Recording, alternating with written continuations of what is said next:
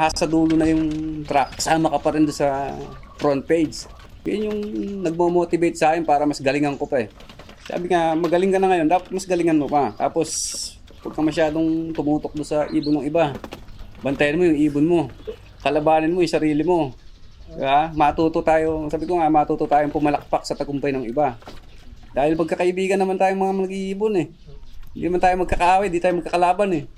Diba? Oo, nagre-race tayo pare-parehas. Pero pagka natalo ka, tanggapin mo. Pag nanalo naman yung kasamaan mo, palakpakan mo, batiin mo, di ba? Sports lang. Oo, masakit mabigo. Naranasan ko na yan nung sinasabi ko nga na nasa top 2 ako ng last lap, hindi mo yung ibon ko. Sobrang sakit.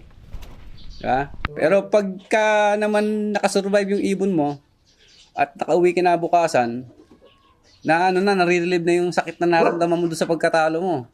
Napakasarap